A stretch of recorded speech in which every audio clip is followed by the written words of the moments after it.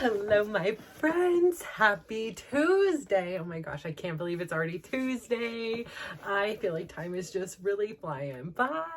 But it's been a great day. Hi, if you don't know me, my name is Natasha, and I'm so happy to be here with you, my friends, and share just a little bit about my day and my life. And hopefully somewhere in here, there'll be some nuggets of inspiration or motivation, or at least just humor. Like, if you want to laugh at me, go for it. Like, or laugh with me, that's even better. But yeah, I mean, it's been like an uneventful day, like nothing like spectacular has happened. I, got up, I do admit this though, like I got up this morning and I got up early. I actually went to sleep semi early for me, and which was like my body needed. I was trying to like finalize my decision on my videos. So like I got them down, like, so I have it all organized where I have all the Survivor videos in one section and all the Big Brother ones in another section. And then I have it so that I like have liked some of the ones I like. I probably should just erase the other ones. I've done some erasing, like of ones that were like mess ups and not long enough or whatever. But so like my goal really is to get that submitted tomorrow. And my tech support guy fell asleep last night, but which is fine because I didn't have my video picked anyways. But I want to get those picked. I'm like made tremendous progress on my vision board, which has been fun. And then I'm down to like 2 names for my like book, my podcast, whatever, my YouTube, whatever. I'm down to 2 names and I can't decide. Like, one I like because like it doesn't feel like it needs the word "the" in front of it, and it's like 3 syllables, and I know that's silly, but it just is short and sweet. And then the other one is 4 syllables, but it almost feels like I need to put the word "the" in front of it, and I just don't know how I feel about that. Like, it just seems so long, like, but I kind of like that word better. And so like I was like doing a lot of like research today on like what the definitions of the words mean and stuff like that. So I'm super close to like finalizing that, which is so exciting for me because like I like it, like names are really hard for me. Like, I think it became an issue because growing up, my name was super unique, right? There weren't a lot of Natashas in the class. There were all Jennifers and Michelles and Rachels. And I wanted to so be one of those names. And I wasn't. I was this oddball girl who only had a dad, whose mom wasn't in the PTA, who didn't get to do Girl Scouts or do any of the other like after school activities, who didn't have a parent picking her up from school, but rather walked home or rode a bike home to be greeted by nobody, to then make snacks for herself and her brother, and sometimes even make dinner for everybody. So like, this girl was not like the rest of the ones. Like, again, I sometimes think about that song, like I think it was Sesame Street, and it was like this whole thing. It was like, which one of these don't belong? And that's just how I always felt. Like, I was tall, I developed super early. Like, I was always a little bit like, I was never a stick, figure. I just was not me. And, like a lot of the other girls were tiny and very skinny, and they had all the charm bracelets, and I so wanted a charm bracelet and I didn't have one. They had the charm necklaces, they had the really cool pencil cases and the cool backpacks. Like, I had whatever was at the sporting goods store. And yeah, it was just like a struggle. Like, I never had these like opportunities to kind of like fit in with like the girls and like have the things that the girls had. And like, I would just watch and observe and just so want to be like fitting in with them. And like, just felt like I was so, just such an outcast, like from my name. Like, the worst day of school was always the first day of school for me. Like, I remember one year, 2nd grade, first day of school was on my birthday, and I still had to go. And not only that, I got the hardest, meanest teacher in the school. And I was just like, oh my gosh, this is going to be the worst year. This is going to be awful. And I just remember like feeling so sad because it's like, I didn't know who my teacher was. Maybe the other kids did because their mom worked in the PTA or whatever. But it was like walking into school so excited. Like, you hope you get the nice teacher that's in second grade. And you're like, nope, got the meanest, hardest one. And you just see your name on the, sheet in front of the door. And she wasn't friendly. There was no like, oh, it's her birthday, let's all sing the birthday song. No, it was about getting into school. And then my last name was so just cruel. That's all I can say is just, I don't know, like, I'm trying to like, I've actually been a Russo longer than I've been my maiden name. And I would never go back to my maiden name for so many reasons. And like recently I've tried to like kind of like give it a second chance and be like, it really wasn't that bad, like what was it? But it just, there was nothing I liked about my maiden last name. And like the worst part is like when my grandparents came over to this country, like the last name I grew up with was like not even our actual family's last name. But it was how, whoever did their immigration papers interpreted my grandparents' accent and then just, put these letters together. So yeah, it was like one of those things that I would sit there with like a pit in my stomach waiting to hear my last name. And it started with a C, so it was pretty early on in the alphabet. And I knew what was going to happen every time. I was going to get all the laughter in the class. It was going to be like, how do you pronounce this? It was going to be an annihilation from the teacher. And I just wanted to melt and die. Like for somebody who was like always wanting to either hide away and not be seen, or hopefully somehow one day be asked to be a part of like how everybody else, like,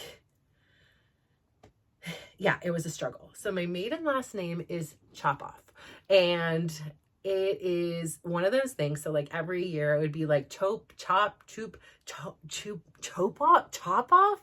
How do you say your last name? And it was just like every kid's laughing, I'm like, I'm not a Jones or a Smith or a Brady, just no, I am this Natasha Chop Off, like this totally bizarre and unique name. And everybody else was like Jennifer Jones and, Amy Smith and, just so cute and easy. But nope, here I was, this little outcast child, and I would just like melt in the chair, like, no. I could feel the 50 Shades of Red come across my face. And, I'd be like, Chop Off, like say it loud. You're gonna have to speak up louder. I can't hear you. And I still like can't, like there's like a pit in my throat. I'm like, Chop Off. And like, I still can't hear you. And I'd be like, Chop Off. And she's like, oh, Chop Off? Like it's spelled Chop Off. And it's just an aggressive last name. Like, what are we chopping off here? Now, I will admit, like at some point I got to the thing where I was like, listen, I'm just going to beat you to the punchline. So like, when I was young, I got more laughed at because it was like humorous, I guess, to them, this strange last name. And it was supposed to be like Chopova. It's like Chopov. And that's like how it should be written in, translation, but it's like Chopova. It's not Chop Off, but that is like the last name that I had my whole life. And so, well, not my whole life until I got married, which obviously, like any guy I ever talked to, was my first question was like, what is your last name? Like, seriously, like, I didn't care how fine you were, how much money you had, like, none of that mattered. But I was like, I am not going to spend the second half of my life with a crappy last name. Like, for real, I'm serious. Like, with this, like, it bothered me that much. So I dated like, obviously a Russo. Well, I didn't date him, but I married a Russo. But Jones, Brady, like very basic, easy last names. I'm like, yes, like my kids will not experience this trauma of a horrible last name. And I feel so bad because like that's part of my DNA, right? Like that's like a sense of pride for like my uncle, for my dad, for perhaps my brother, like, sorry. I'm not the one. Like, I was the one and I am not the one any longer. And I, by choice, will never ever go back to being the one. Like, just don't, I'm sorry. Like, just not a fan. And I remember actually, like, it was funny though, when I did get married and I was starting to do all the paperwork to change my last name, like, I was like, I'm on that. Like, I'm not sure about this marriage, but I am sure about this last name. Which ironically, like, I think in Spanish, it means Russian. So like, I thought like, oh, the irony in this, like, and I didn't know that at the time, but like, I found that out later on. So I was like, interesting. But, I was like, I still can't get away from my little Russian ties here. And so, yeah, like, I remember filling out all the paperwork to change, the Social Security, the driver's license, everything changing. And, I remember like Chris being like, oh, you have a cool last name. Like, I'll change mine to yours. I'm like, oh, hell no. Like, you can, but I'm not keeping mine. So you're more than welcome to change over to Chop Off, but I will not be. My kids will not be. But I thought it was funny because I just assumed everybody like thought it was the worst last name in the world, like I did. So anyways, I mean, it's memorable. Yeah. And now if I was the person I was and my last name was Chop Off, it would just be, again, what it was. So I went through this whole evolution with it. So like when I was young, despite like first didn't have any opinion on it. And then started to realize and observe that, oh, wait, this is something that makes me stand out and not in the ways I'd like to, it's not, it doesn't just roll off the tongue with beauty. We are like chopping something off. This is like kind of an aggressive name. Like just all these things. And then the fact that I was like, the kids would laugh and they would make fun of me. And, then it was like, then came like, at first when I was young, it was like, okay, the teasing. It was like, okay, chop off your head. I'm going to chop off your head. Oh, wait, Natasha's coming. She's going to chop off your head. Like, let's chop off this. Like, oh, chop. Like, it was like a lot of that, and it was like, okay, whatever. Then I finally got used to that. And then as I got older, we were chopping off other parts of the body. Okay. Like the guys thing, like chop off your privates. Like, I'm like, what the heck? Like, why are we saying this? Like, I'm not saying that. Why are you guys teasing me like this? And it was just so embarrassing.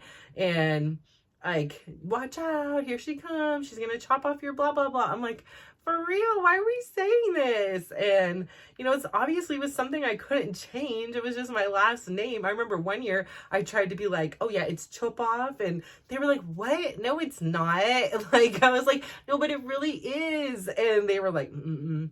And so everybody still just called me chop off your head, chop off your other head, chop off a lot of things, chop off your balls, chop off it all. Like, so many things. So then I was so embarrassed about it. Like whenever I'd meet somebody, they'd be like, oh, what's your name? I'd tell them my first name. And then, as it was, I didn't even like my first name. Like I said, I wanted to be a Jennifer, Michelle, Samantha, something Jessica. I just wanted to be a basic, normal, average, blend in kind of girl. Wasn't in my cards. So, and now I understand that all of those things that I despised about me, right? All the things that make me uniquely me, just as the same things that make you uniquely you, are all the reason why I am who I am today. So I wouldn't take it back, but it doesn't mean that like going through that experience for so many years of my life in those fundamental ages was not excruciating. Like it was so painful just to like think about. And then you think about it, like I have a crush in the class, like somebody I like really like. I'm drawing hearts at home with our names and his last name and my last name, of course, not my last name, his my first name, his last name, like I all these things. And then I get to school the next day and he's like, chop off your head, chop off your this, chop off, like chop off, chop off, like. And I was just like, ugh, like I hated it. Like it was just torture. Like amongst all the other things that I got teased about, here was something else that was literally out of my control. It was just born to this last name. So I remember though, once I got to be a teenager, I was pretty witty. Like I learned to beat them to the punchline. So it was it was at least my coping mechanism. I don't know if it didn't bother me anymore, but me taking the power of the punchline back, like was incredible for me personally. It was like, okay, so what? Okay, wow. Is that all we can come up with? Like, chop off your head? I'm like, yeah, I will chop off your head. Like, I come from Russian royalty and I am not against that, like I would just like mess around. I'd be like, yeah, my family's in the KGB, so I wouldn't mess around with me. Like, and they would like seriously get scared. They were like, I'm like, yeah. So let's cool it on it, like, so I learned how to kind of beat them to the punchline. And then the best was in my teenage years. This was a good one. Lorena Bobbitt was a thing. And if you don't know who Lorena Bobbitt is, Google her.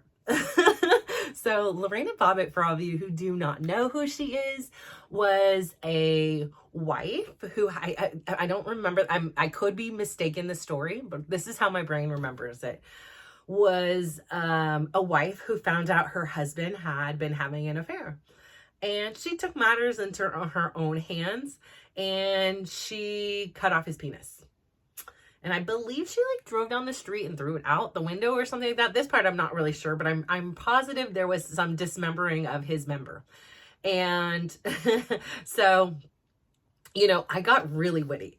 So in my teenage years, I, started to not have fear. Like, so many terrible things had already happened to me at this point that I was like, listen, I need some kind of form of like personal protection. And this was one of my things. I was like funny and witty. So I would be like, yeah, like somebody would be like, oh, what's your name? My Natasha, like, or if I was like at a bar and stuff like that. And yes, I know I had a fake ID. So yes, I was in bars in my teens. I shouldn't have been, I was just there for the vibe. Okay. But I was, yeah, I mean, I'm not surprised with the life I had. Like, if this was all I did, I don't know. I guess I'll take it. I'm still here and I'm okay. Ish. No. So anyways, I remember like meeting guys and stuff like that and being like, oh, they're like, what's your name? And I was like, oh my gosh, my name's Natasha. Of course I was like a Valley girl. And so if you still hear my likes, I can't help it. I'm a California Valley girl. Like, oh my God, as if.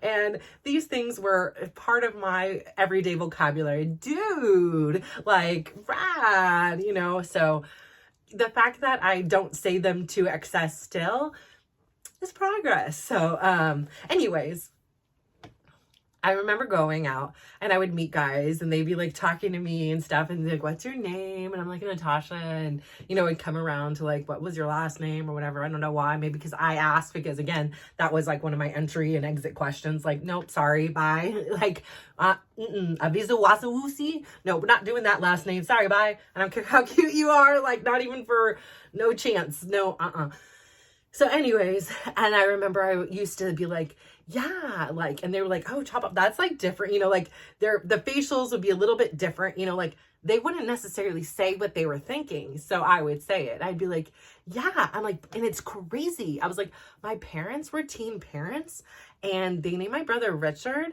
And so everybody called him Dick Chop Off and they would die laughing. They're like, no way. I mean, there are people out there in this world that still think my brother's name is Dick. And I was like, yeah, isn't that crazy? Like, they were teen parents and they thought it was so funny to name him Richard and we nickname him Dick. So he's Dick Chop. And like I said, they would die. They would just die. And I was like, and the other part is like, have you ever heard of Lorena Bobbitt? And they were like, that, now the eyes get big. Now it's serious time. And they're like, yes. And I was like, that's my aunt. And they would die. They were like scooting back. I'd love to say that one to guys I was just not that into. Scooting back and like, oh, hey, yeah, it was like it was like their their last name moment. Like, you're cute and all, but I don't get down with Lorena Bobbitt's niece over here, and then I would be like, no, I'm just joking about that one. And they were like, oh my God. I said, with the last, they would laugh. So I definitely learned how to like break the ice and take the power back and, have my little punchlines and my little things about what it was. And that like made me not so disempowered by the last name. So again, I lost it pretty early on. I only had it for 22 years. I'm sure I would have came up with some more good jokes, but I do think about like my niece, like her and I have talked about it because well, one of them, my other niece is young, and I don't talk to that brother anymore, but my niece that I was able to talk to for many years, like, I was like, what is it like? Because like, you're the only other like person to grow up like as a top off, like that's a girl, you know. I don't know what it's like for a guy, but like, what's the girl's experience? She's like, I hate it. Like, so, you know, I'm like, okay, so things haven't changed. I was like, you know, and I would tell her my little coping thing. She's like, oh, I can't wait to get rid of it and stuff like that. I was like, well, wait, like, you know, no rush to get married, but I hear you. Like, I get it. Like, maybe that was like one small reason why, you know, I wanted to get married, not wanted, or ended up saying yes and getting married early was, you know, that definitely was a silver lining, was getting rid of that chop off business. But, you know, like, there's a part of me that feels like I should be loyal to it. Like, this is my blood. This is my bloodline. Like, I'm like, I don't know. I don't care. But I just wanted to so be like basic and accepted. And I wasn't, and that's okay. Like, I think now I'm glad I wasn't, but I think it would have definitely made life a lot easier for me if I was. Like, I feel like so much of my experience has been this, like, from the outside looking in and wanting to fit in and be a part of things that I wasn't necessarily a part of. Like, I didn't want to because I wanted to, like, in a way, like, it was like I felt like I belonged with them.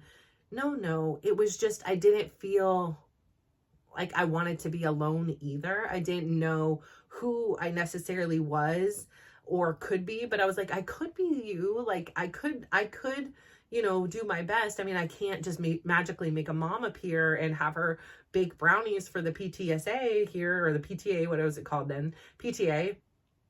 And, you know, I can't have her like suddenly come and pick me up, or, you know, braid my hair. Like, it's like little things. Like, I remember, like, my dad, obviously he did the best he could. Like, he thankfully he was able to put a roof over our head and, you know, put food on the table, right? These are the basics. He did love us. He did take us on trips, and we did do things together, and, you know, we would watch some shows together. I remember specifically, like, he was like so good with this show called like Name That Tune. He could like name it in 1 second. He's like, I can name that tune in 1 second. And every time he nailed it, I was like, how do you know this? Like, he was like the Rain Man of Name That Tune. And he just loved music and dancing and stuff. So whenever I think sometimes about my love of music and dancing, I think of him, and both my parents really did. And but I was around my dad a lot, or do, I should say, in regards to the music.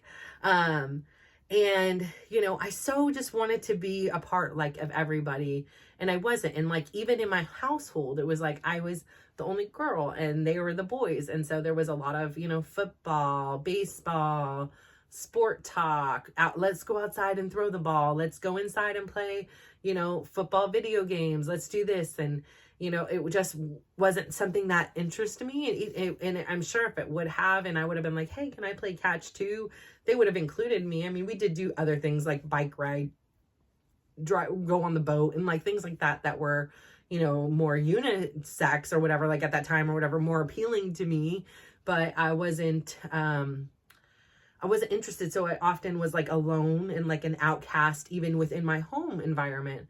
And then even here in this house, you know, when they were young, I really wasn't, because I was mom, right? And I'm involved and I'm playing and I'm cleaning and I'm busy.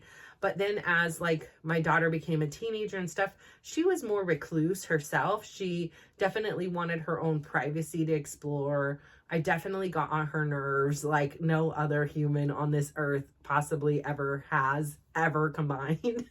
You know, like, I was just this person. I think in regards to that relationship was, I really didn't know how to behave in this mother-daughter relationship.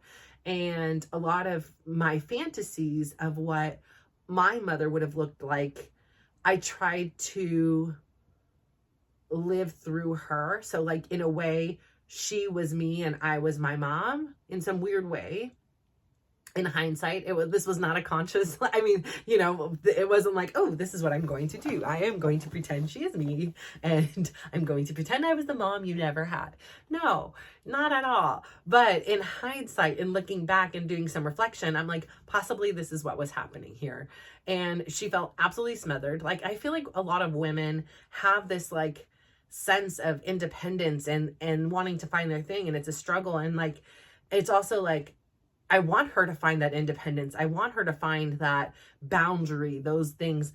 But I don't necessarily like it when it's applied to me, or I didn't really understand it. And so I'm so glad that she had the courage and the strength to, define those boundaries herself as a person who is just learning what the heck boundaries are in the last few years. Like, I'm so glad that she could understand and know these are her needs, these are her desires, and here's my limits of my mom time. And it was just, again, I would be like, I'd want to play Barbies with her. I'd want to like do her hair. I'd want to, when she was little, her hair was always perfect. And then she would leave the house and then rip them out. Like, and she'd come home and it was all in disarray. And it was just like, or sometimes I would do her hair all perfect. I'd put in this stuff. I called it pixie dust. It was like glitter, so she had like sparkle in it. I would make pretty bows for her. Like, she looked pristine. And then sometimes I would just be on her nerves,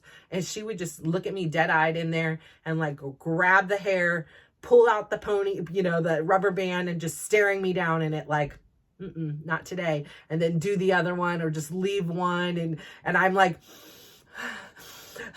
this is not the perfect image of what it was like in my head.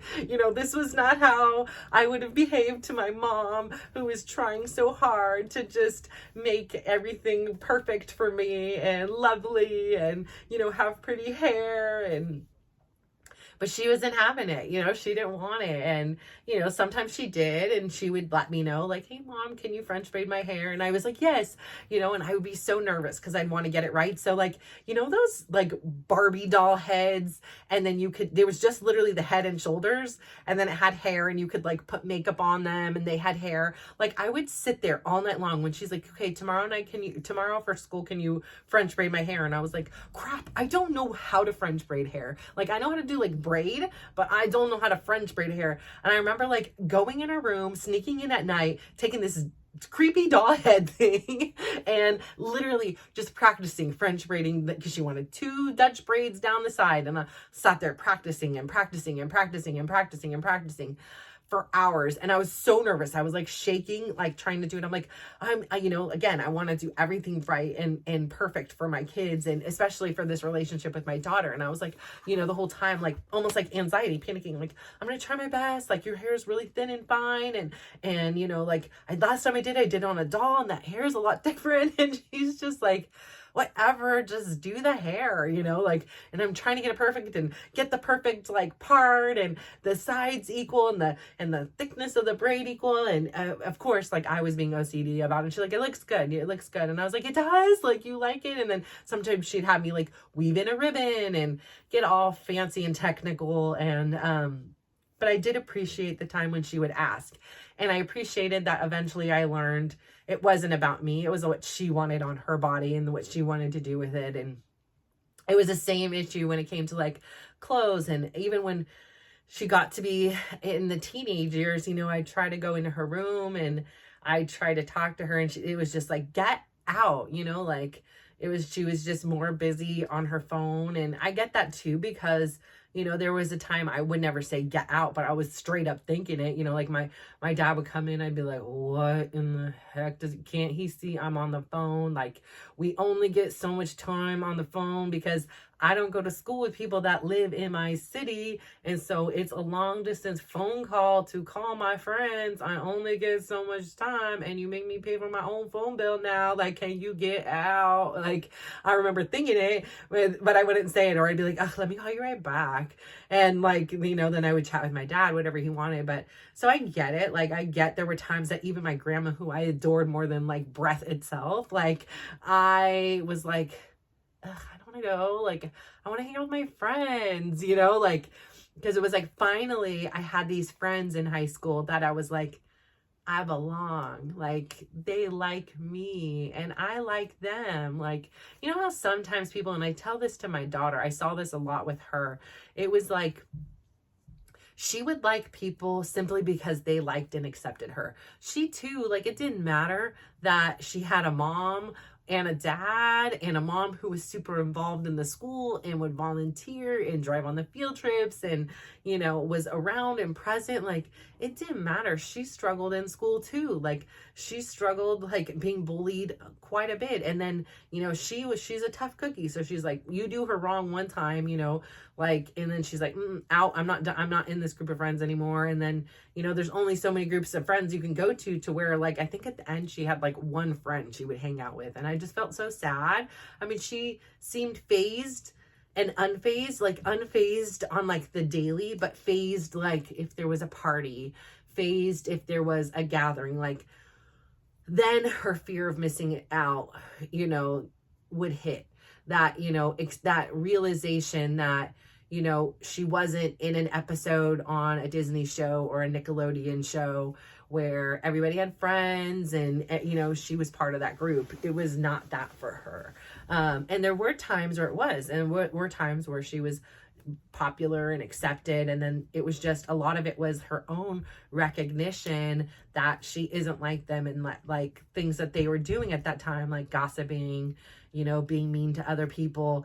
It was like she could play along for so long, but then at the end of the day, it just like, it felt so icky to her that she was like, I would rather be alone than be around people with that kind of negative energy. And they were fun and nice people. I'm not saying that there were anything wrong. Obviously not nice if you're making fun of people. I mean, but the kids weren't like, it wasn't like it was so bad, but still it was so bad for her that she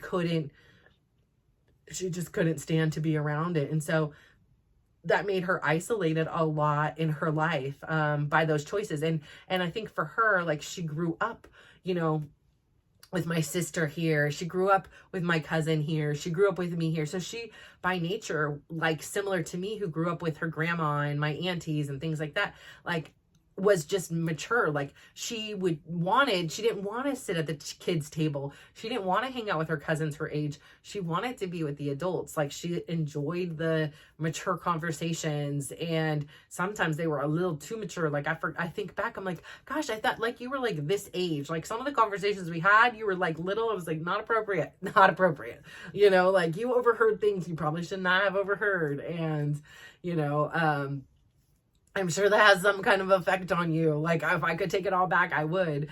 But, yeah, so she definitely kind of grew up fast, and the same like me, like, you know, to that. So I say, like, I really wanted this like relationship. I would set up her dolls. I would do everything, you know, I'd be like, let's go to these things together. Let's do this. And just by nature, I think I almost like suffocated her in some ways.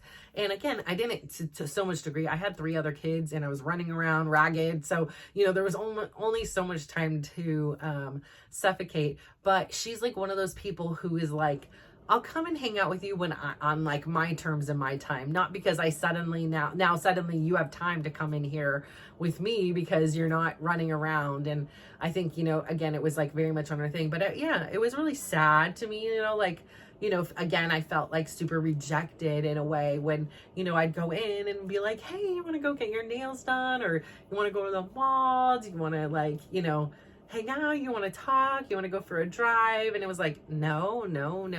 And, you know, like, again, it didn't fit my fantasy of the way my life would have been, you know, because I had these ideas that, oh, if I had a mom, she'd be taking me to the mall. If I had a mom, you know, she'd be doing my hair. If I had a mom, you know, she would be cooking us dinner. If I had a mom, like, all these things. And at the end of the day, she didn't want what a mom, in my mind, you know, what a mom was supposed to be.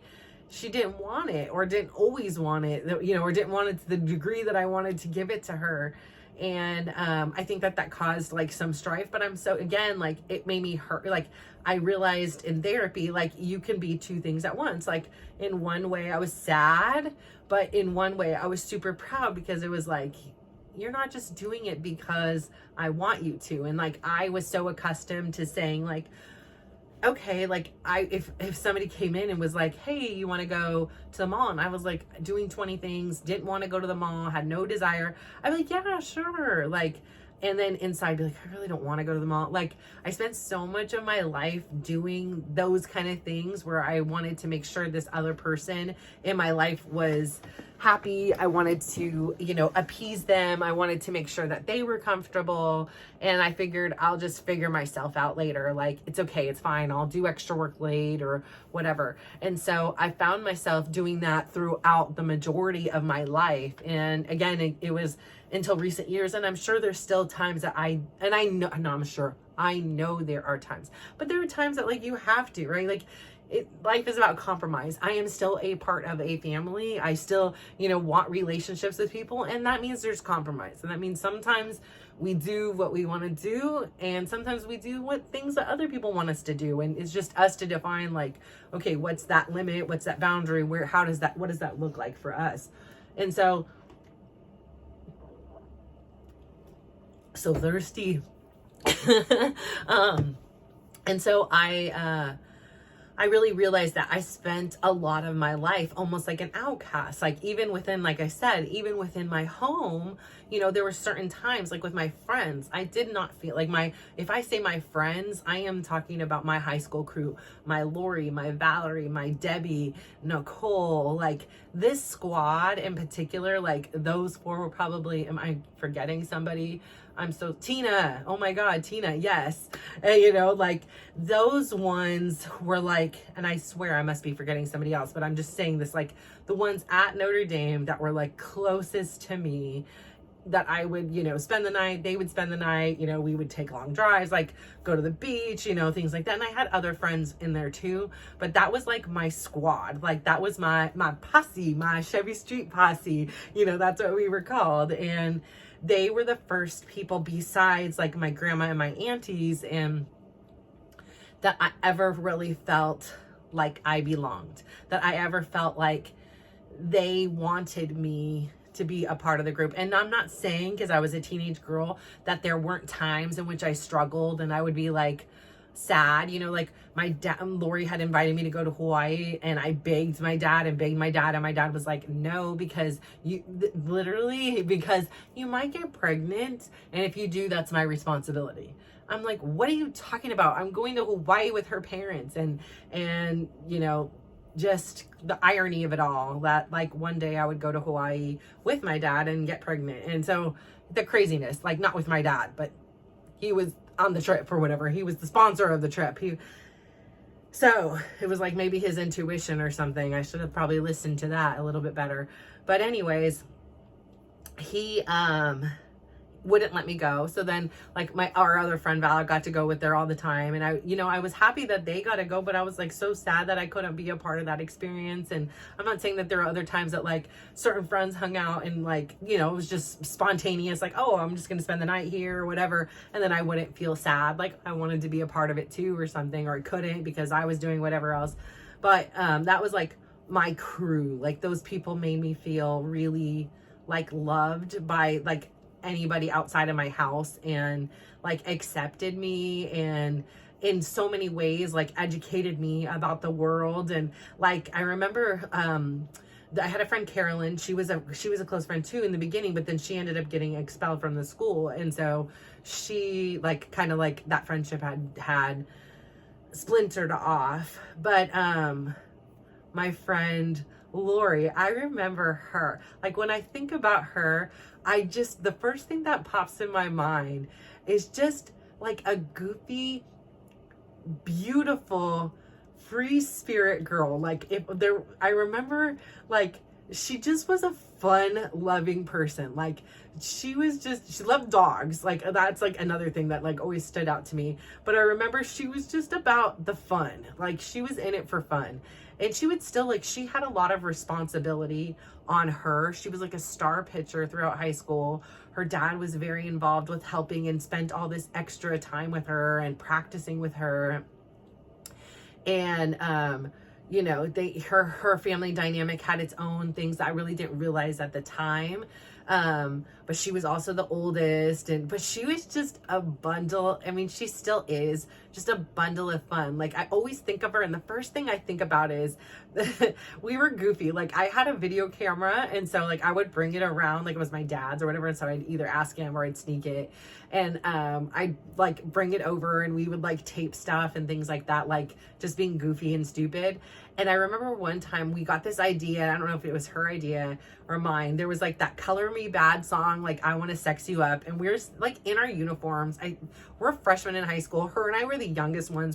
She's younger than me by 2 weeks. So we were both 17 when we graduated high school. And you know, just total nerds. Like you know, like in hindsight, just total what dorks. Like I just can't even, like we weren't nerds, but just dorks. Like I can't even, like with some of the stuff we did, it's just so stupid. Like I don't know but it was fun, so I'm not even gonna be mad about it. But we had this like idea to like tape us singing this song, I Want to Sex You Up. So it's playing in the background. We've got our uniforms on. Our hair is in her and I would always put our hair in these wild, we call it like the Peg Bundy. We did these things. One time we would like, not one time, multiple times we would get like a scrunchie, put it in, then put our whole hair in a ponytail. Then we would stick in a ruler and then twist up our hair all the way up here, put another scrunchie up here, walk around the halls. Like the older kids were like, you guys are so lame. You know, we were like, what? Like, we were just closer to Jesus up here. Like, we were so silly. Like, we were like, looked like we had alien antenna things on our head. I don't know what we were thinking. We will always do something goofy. We literally got the voted in the yearbook, Partners in Crime, but then it didn't make it in the yearbook, but it made it in the supplement. So goofy.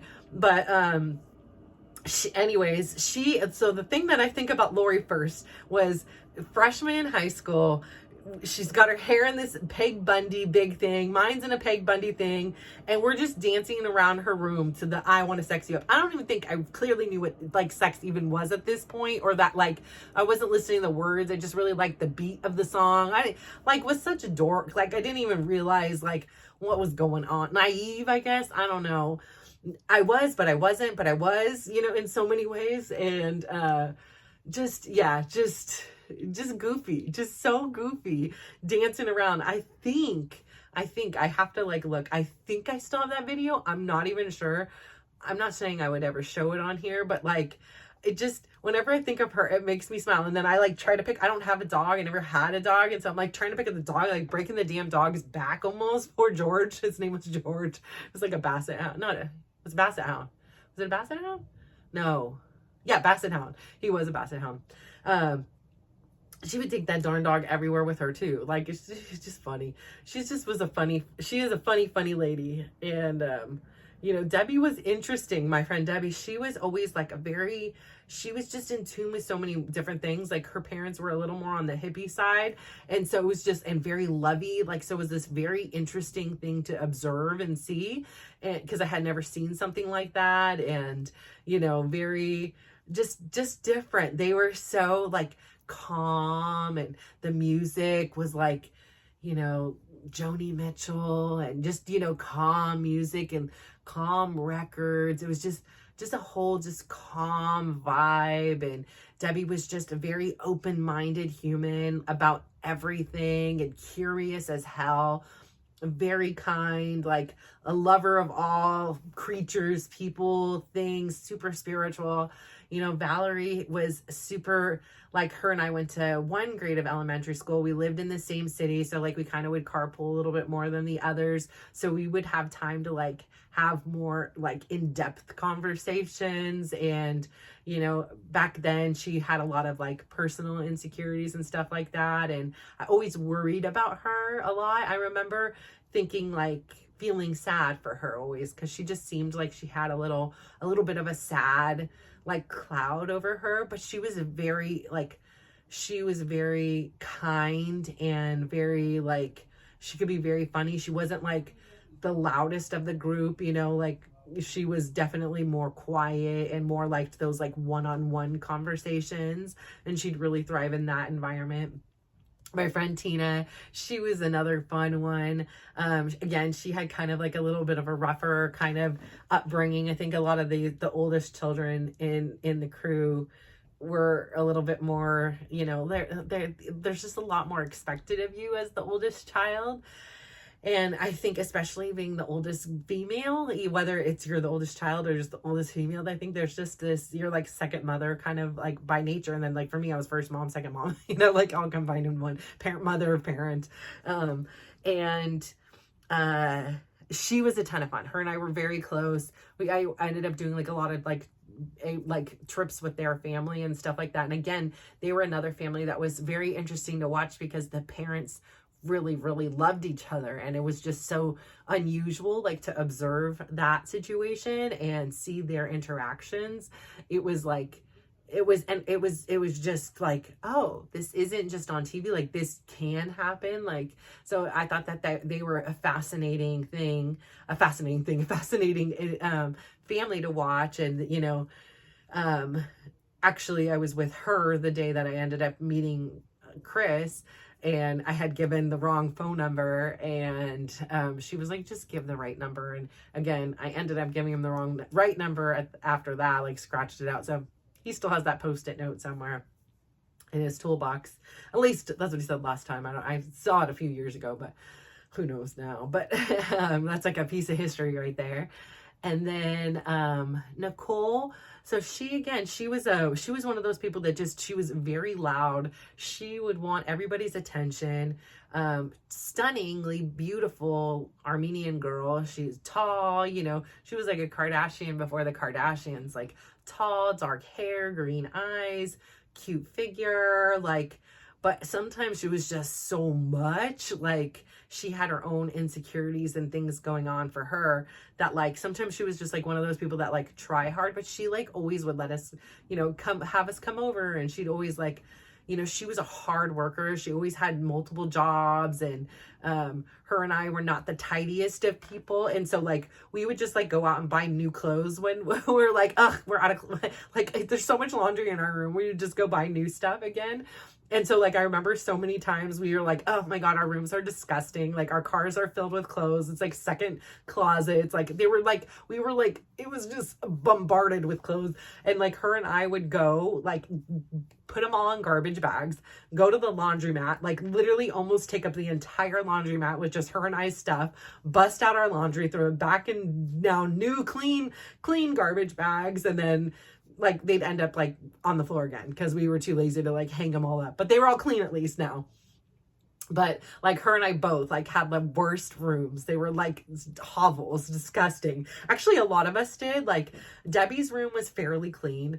I think Lori's was hit or miss. Like her dad would come in and he's like, you need to clean up this. Like he would more like, it would get on his nerves. Val's was a crap hole. Mine was a crap hole. Nicole's was so bad. Her car, like mold would be growing on the floor of her Honda. I was like, ew, what is this? She's like, I don't know. Like, don't go that far in the pushing down. She was an interesting character. She would like have like the police scanner and like, okay, we gotta go, like we need to go find this. Like she always wanted to drive. She was kind of like the mom. I actually was like shocked that like she doesn't have kids, because I thought out of any of us she was like, I would be the mom, but she was like another degree of a mom above me. Like I would be the mom by proxy, kind of like how I was, you know, in my thing. Like I wasn't choosing to be the mom. It's just my nature. Like glass breaks and it's like, okay, all of a sudden I'm sober, I'm cleaning up, what's in your hand? Let me, you know, like I'm done. Like I can snap into like that kind of a mom mode, where it was like, she was like a very nurturing, you know, like overprotective. And, you know, sometimes she was a bit much. She always like had a boyfriend and somebody she was talking to and things like that. And she kind of fell off the face of the earth. I have no idea where she is. Sadly, like, you know, and then, you know, as of recently, I've been like making more efforts to reunite with, you know, the high school friends that are still here in town. And, you know, some of them live in other states, so I can't like see them that often. I probably would like to make more communication with them. But again, it's like, how much time do I have? So I will always forever be grateful for my Chevy Street posse, because I think that they taught me in some way that like I was worthy of being loved, and that I could be accepted as a chop off, as this outcast that didn't have a mom, as, you know, this thing, like they just loved me for who I was. And of course, I'm sure I got on their nerves too. They can have their own, you know, analysis, which I would have loved to actually hear, like, what was their impression of me. And I remember recently talking to Debbie, and she was like, you always had a fan club, like, you know, these group of guys. And I was like, it was so funny because it was just like, I didn't ever think of that. Like, I always thought, like, nobody likes me, nobody loves me. Like, I didn't know my worth, or like things like that. Like, I knew I had some guys, like this one dude, met him, talked to him briefly. Next thing you know, I'm kid you not, he literally goes and gets a tattoo of my initials on him. I was like, what in the hell? He's like showing me this thing. I'm like, dude, that's a no for me. Like, that's a huge red flag. Like, we've gone on a couple dates and you have my initials tattooed on you. No. Like, I was like seriously scared. And then he would be like we didn't have cell phones back then, I don't think, at this point yet. I think it was like still with the beepers. Listen, he would be like calling me from payphones and be like, I'm gonna be at the pier, because I lived like on this thing called in Foster City, like across from the levee, but there used to be a pier by the bridge and people would go out there like fishing, walking, whatever it was. And he's like, I'm gonna be, I'm like, this guy is like literally was like, I now, like, as I'm thinking about it, and like, I think I had thought about it and processed it before. I was like, this guy is literally stalking me. Like, I would come out of my house, like, and he would have like his car parked in the parking lot where it was like looking at my house. I was like, this ain't right. Like, thankfully he didn't do anything, right? I'm still here. But creepy. I was like, what is this? And then I remember Debbie and I laughing, because I'm like, what is he gonna do with this tattoo? Like, cover it up, or say it means like no credit? Like, what in the hell? Like, it's so stupid. Like, so I can't even remember his name, but he out there has the NC probably covered up by now. But still, like, weird, right? I don't know. Like, listen, I mean, apparently I moved fast with my wedding, but geez Louise, like, that was different. That was even a whole nother level of psycho.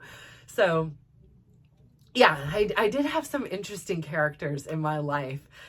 Lori and I would always find like the weirdest of people, like, and they would like, you know, we found weird friends. I'll leave it at that. Like, we got ourselves in some situations. Like, I remember once, we were just talking about this, like, we ended up meeting these guys, and this one guy's like, okay, yeah, sure, we're gonna pick you up. So I spent the night at her house, or I think I might have been at my own house, and my dad maybe didn't let me spend the night. I remember sneaking out. I remember going, and these guys pick us up, and we're in this big van, and we're like looking around, we're like, what the heck? This van says like Sacred Heart High School Preparatory. Like, what is this? Comes to be like, his dad was like a janitor at the thing. He had like this big, you know, circular ring of keys. They end up taking us back to the high school. We're like in there. They like break into like the priest's cabinet with all this like alcohol. At some point, all these alarms go off. We book it out of there. I mean, it was just the craziest thing. I thought we were for sure going to jail. Like, we are so dead, like just dead meat, like dead meat. Gosh, we got in so many like crazy situations. I had another friend, her name was Rahile Rahi Najafi Shistadi Sayude, but everybody called her Rahi. And she was fun. She was interesting. She just got in a lot of trouble with her mom. And so she'd come in and come in and kind of go. So she was never a consistent force, but she was like a fun kind of skater kind of girl. Interesting girl, interesting life. Like, her mom worked in hotels, and so she would like literally be living in a hotel, kind of like my cousin, but my cousin was like 5-star hotels. These were like Holiday Inn motels, you know, like hotels or whatever, like not, you know, the she Beverly Hills kind. So yeah, I mean, I met some interesting characters. And again, like, going through high school was cool because from being with these all girls, we all met people, and then we had such a tight crew. It was like, oh, okay, well, Debbie, I'm going to go out with these guys. Do you want to come? Or Lori, or we're going to go meet up at this place. Like, so it was like, we had this like small, tight circle, but it like ended up being like really big because we had so many different friends and guy friends and girlfriends from different schools, mostly guy friends. We were like, listen, the girlfriend area, we are we are complete. We don't need a whole lot more than this. And there were like other ones like Kristen and Molly that kind of were like in the crew, but I just personally wasn't ever like super, super tight, even though I had moments with them that I was like, we would be like, we totally vibe. Like it just never worked out. We didn't have classes together or schedules or didn't hang out. We weren't each other's first picks or whatever, like, which was fine. Like no problem in it, like no hard feelings. It just wasn't meant to be or whatever. But yeah, like just high school, it was a great time for me. I really had the opportunity to blossom. I think going to the all-girl school, as much as I didn't want to in the beginning, was the absolute best thing for me. It got me to be where I just didn't care about my appearance. I loved having a uniform. I loved being able to go in with like no hair done, no makeup, like hairy legged. I didn't care. And it was like, okay, Friday morning, now you getting ready, because tonight we're going out or tomorrow we're going, like it's time to shave the legs. It was like always the joke. Like if somebody shaved their legs on a Tuesday, we're like, where are you going? Who are you going with? Who's picking you up? Like what's going on? I remember I had this one guy friend, he used to always pick me up and he like loved rap and he like had all those like booming speakers in his car and you would hear him driving up and everybody's like, Natasha, your ride is here. And he would just be booming his bass out in the thing. Oh my gosh. And then like we used to like meet these guys and go to the drive-ins. Like high school was a good time. It was so random and so filled with like crazy experiences that I'm so grateful. Like my kids do none of this. I'm grateful because I would be a nervous wreck, and at first I was like, is something wrong with them? Are they rejected? Like, why aren't they going out and having these experiences? And it's so funny, like all of our friends, like none of the kids do that. And so Tina doesn't have kids. Nicole doesn't have kids. Debbie doesn't have kids. Just Valerie, Lori, and I have kids. That was like in the Notre Dame crew. Even our friend Kristen doesn't have kids. Our friend Molly does have kids. And like a high, like she's like something in tech, lawyer or something like that, high up there, kind of position. But yeah, so it's interesting. Like, I think 4, one of them has 3, one of them has 3. So all kind of a big family as well, like lots of kids.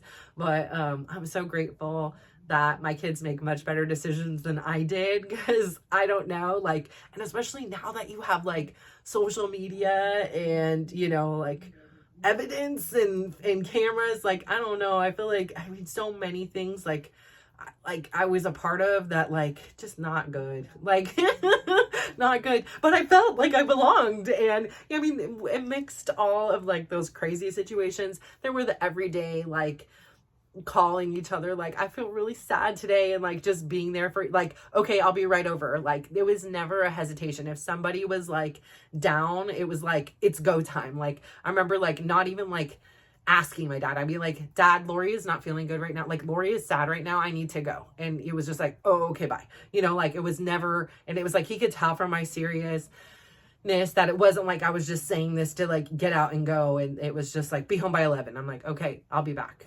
but it was just, we really were able to rally around each other when it was like those moments. And there weren't many of them because all of us were kind of had our own kind of messed up realities at home, but we just came together and it was like this unspoken thing that we really didn't talk too much about what was happening at home. Like sometimes it would be like, I just don't know why I'm upset, or, I don't know this, or, or was a guy thing or a girl thing, or my feelings are hurt, or I wasn't included, like, those kind of things. But, I don't think we really knew what our experiences were at home were not normal, or like I think we knew, but we didn't like know how much it affected us individually. But that's kind of what bonded us, was like all the dysfunction in a way, and then we were able to like really function with each other. And I think that they were just magical, and I'm so glad that they are a part of my life and like my journey. Like they will forever be just so important to me. And again, I'm so blessed to have finally like found a home with them. And, I know that there are so many more times that we could have cherished and had together. And a lot of that was on me, was just my inability to, vision myself as a good mom and be like a good friend to them, and something had to give. And sadly, like, I didn't see at that time a way to have them both. And if I could take it back, I probably would, but at that time there was just no way. It was just, here it is, I need to be a good mom. And to me, what my mom did and prioritized herself and prioritized her friends, this is my interpretation at the time, having the little information I had, not knowing that she was probably very sick. Like, she was probably very sad. She was probably very, you know, in her own things. And it wasn't like she was like, oh, I want to go party instead of being with my kids. But that's the story I told myself was true, that, you know, being with her friends and being with these other people were more important than being with me, because I didn't have any other information. And now I have the information of, I'm a mom and I know who my mom is now. And I know that that isn't the case. I know that that isn't how she felt. I can imagine. Like, I believe that to be true. And, you know, I think she has a lot of remorse and heartbreak for the side of the story that she just didn't see then. She thought we would be better off without her.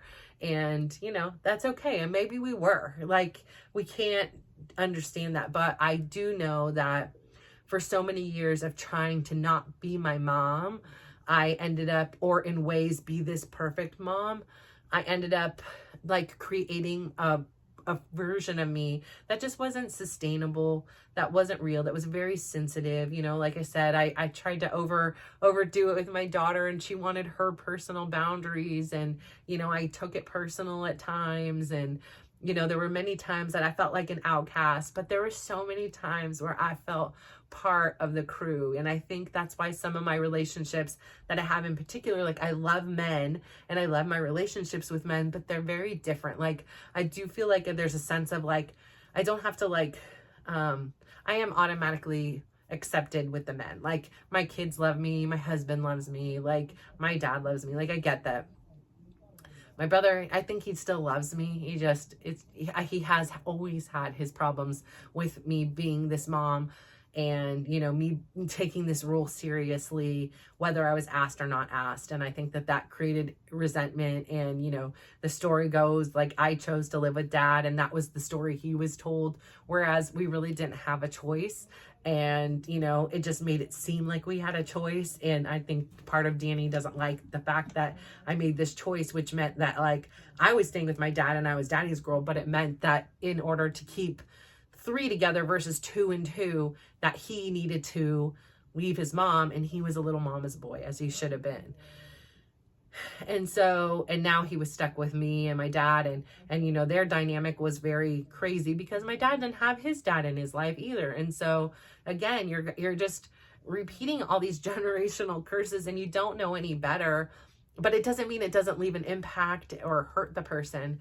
And so I'm just saying all that to say that, yes, my name is Natasha, and it was Natasha Chopoff, and now it is Natasha Russo. And it's something very unique.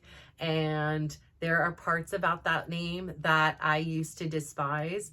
And now I really love at least my first name, and my last name, I'm indifferent. It's fine. It's good. It's like, it's average. It's no problem. I think it's actually kind of cool. Again, like I said, in Spanish, Russo means Russian, and I'm Russian. So it has this whole kind of like, yeah, that makes sense. Like Natasha Russo, like Natasha the Russian.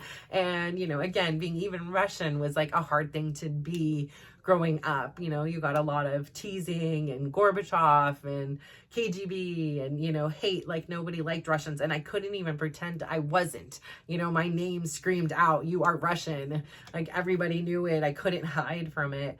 And so I've always been a little bit different, and I think that that's one of my superpowers now. You know, I had a lady come up to me, and this will be my last thing before I finish. So I had, actually today, I had 4 people come up to me, and I feel like I'm not changing that much right now. Actually, I'm going to be honest. Today, I like pigged out. Like, I ate so much that, like, I looked in the mirror and I was like, man, you look a little bit on the fluffy side right here, you know, like, it was just, I didn't care, but I was like, you ate good, you know, I was just like a little bit fluffier today. That's okay. Like, that's okay. Not a big deal. It's not, again, we ain't going on the cover of Sports Illustrated today, so you be fluffy all you want. But one lady like came up to me at the gym and she just like literally came running and she's like, you look so good. She's like, literally almost had tears in her eyes. And she was like, I'm telling you, you inspire so many people here. You don't know. She's like, I've been coming here for 7 years. I've never, ever seen somebody do a transformation like you have. And it made me so touched. Like, I was like, stop, like, I'm gonna cry right now. And she's like, no, I'm serious. She's like, I know how hard this must have been for you. And you're here every day, or not every day, you know, every time. And you're in here smiling and you're in here giving it your all your heart. And I was like, oh my gosh, like, it just like, you know, that was such a touching way to start the day. And then at the end of the class, another lady is like, you're looking fit. Like, you are a fit woman now. And I was like, stop it. Like, I'm trying to get there, you know, like, that's the, you know, like, one dance at a time. It actually is what I said to her. And we were laughing. And then this evening I went to the gym and I hadn't seen this one lady. I love her. So this one, now I'm at the Fremont gym and I love this lady. And she was one of the first people, again, I talked to there. And she just was like, every time she was like, woo, you know, like if I lost them, she's like, you're looking good. Like, you know, all this stuff. And so I haven't seen her in a few months, but she's retired. She's like 70 years old, but she looks great. Like, her skin, I think she has less wrinkles than I do. Like, it is beautiful. And I believe she's Egyptian, and like the color, oh, she's a stunner. Beautiful, beautiful. Like, and where she's so beautiful is like from the inside out. Like I say, you know, like that's where the glow comes from. Anyways, so she was like walking past, it was the end of class, and I was in the hallway putting on my jacket, and she walks past and she did like a double take. She's like, is that you? And I was like, oh, yes. And she said, stop it. She like got so excited. She like is like picking me up almost, and she's smaller than me, like hugging me, like, stop it. And I like took off the jacket now and like spun around, and she's like, no way, no way. And she was so excited. She just kept hugging me, and like, I don't know, it's just something about her, like, even kind of gave me like my grandma-ish vibes, like just in the like the energy and the fun. And she was just like, and she's like, do you eat? I'm like, do I eat? I was like, can I tell you what I ate today? Like, I eat so good. She's like, do you restrict yourself with anything? I'm like, no, beyond the time in which I eat everything. She's like, do you eat carbs? I'm like, I had garlic bread today. Like, I have pasta. I had rice. Like, I eat anything. I'm like, I am obsessed with like pastries. Like, I have croissant. I have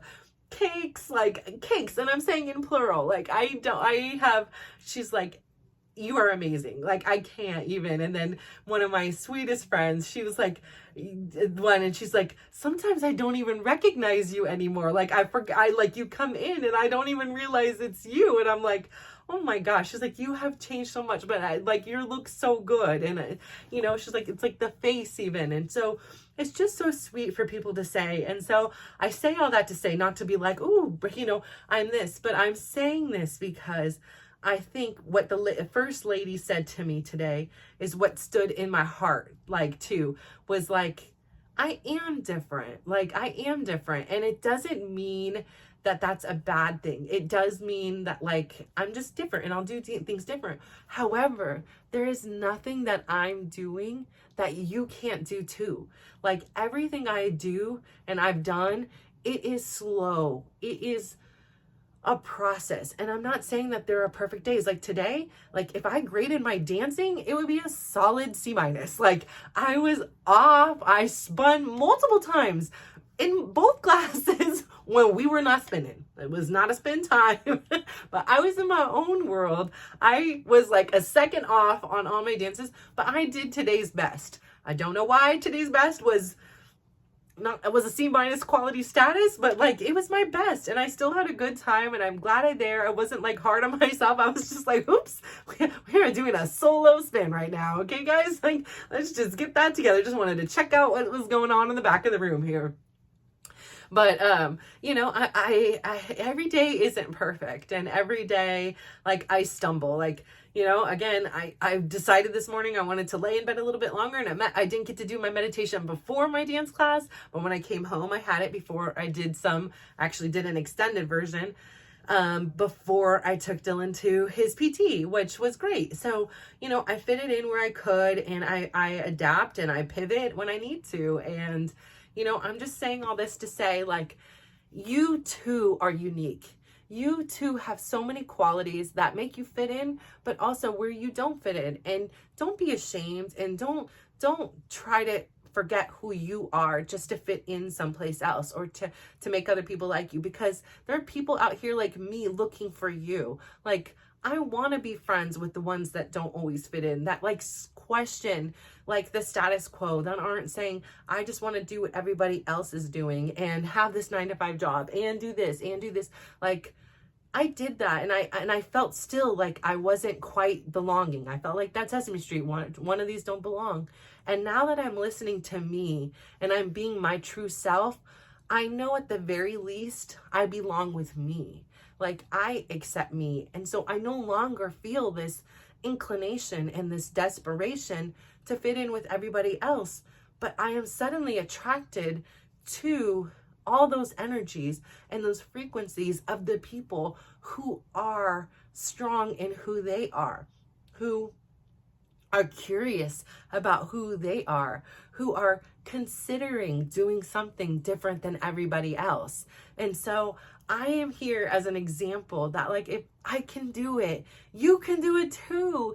And you have it in you. And it's just one step, one choice at a time. And I'm here with you. Like, I am here to support you, and I am here to encourage you. And I'm here to tell you it is okay if you stumble. Actually, it's great, because it's in those stumbles and those mistakes that we have the best lessons. But get back up again. Like, make it so, you know, if you're feeling depressed and down one day, that's okay. Like, give yourself permission to do that. But also say, but we're still going to do our non-negotiables. We're still going to get through these things. And then you can go back to bed and be depressed. That's okay too.